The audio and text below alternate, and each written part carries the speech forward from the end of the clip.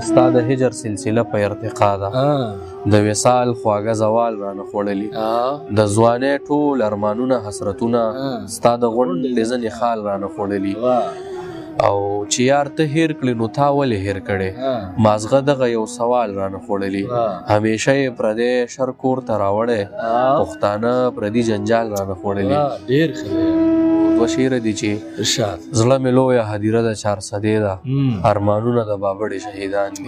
چې هزار غمه په زړه لري او خاندي ګوره داسې کرامات مې د شادمان دي ډېر ښه دی شادمانه یاره څو شعره نور دي چې هر یو غزل مې ستا په غم د مرثیې په طرز زما ژوندون د لاوارثه جنازې په طرز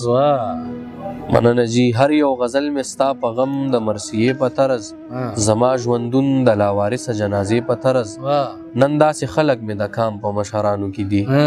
هیڅ نه پوهېږي د دستار او د شملې په طرز ډېر ښه دی یاره ډېر ښه المیه ده دا بیا ووایه نن داسې خلک مې د کام په مشرانو کې دي هیڅ نه پوهېږي د دستار او د شملې په طرز د ژوندانه سفر کې ځان سره لازم دی ګڼم لکه غزل کې د ردیف او قافیې په طرز د ژوندانه سفر کې ځان سره لازم دی ګڼم لکه غزل کې د ردیف او قافیې په طرز د عشق روښانه تصور مې له شهاب اخیستی هم نظریه مې د شهاب د نظریې په طرز شهاب عزیز رحمان صاحب یادو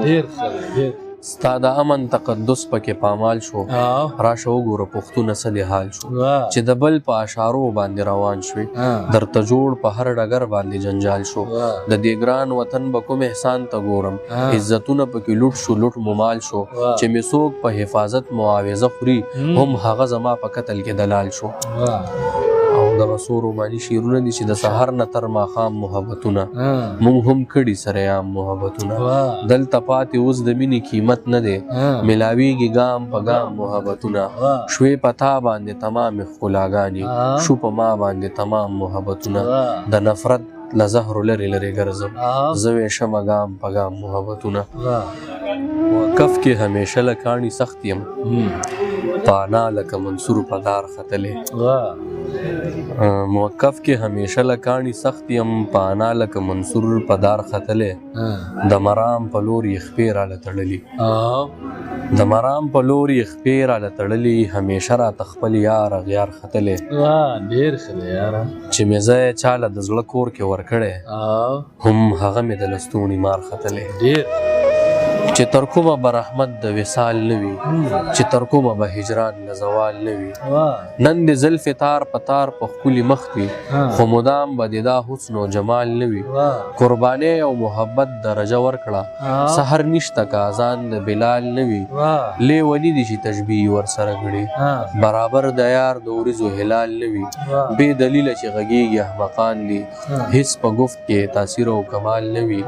یار ظالم دی که هر څومره ښایسته شي هیڅ نظر یې د شادمان و په حال نه وي ډېر چاودلي پوندې او پولۍ لاسونه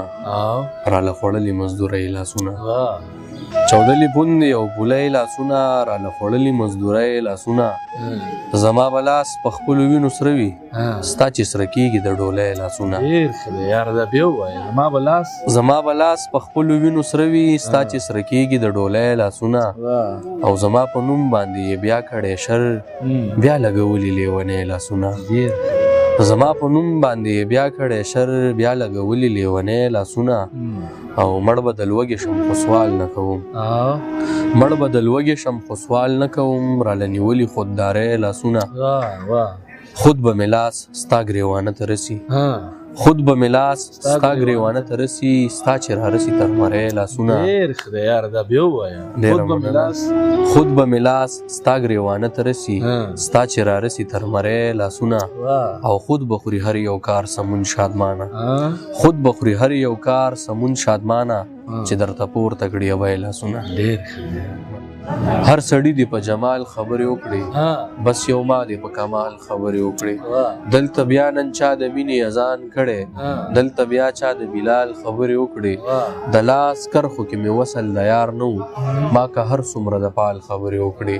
ویل یې سر ببر او سیرې ګریوان ګرځي نن بیا زما په حال خبرې وکړي وړوکې غوندې که یو څو اشعار دي په شهاب عزیز ارمان صاحب مې لیکلي وو هم هغوی ته دې ډالۍ وي. ارشاد. ستا د ذوق خوشبو سیوا ده له ګلابه، ستا د علم رڼا زیاته له آفتابه، بریالی د زمانې یې په خپل فن کې، دښمنان د کاسر شوي له ځوابه. ستا په شعر کې آګاهي د مستقبل ده، بیدار کړي غافلان دي تا له خوابه. پس له مرګه مرثیې مې عادت نه دی،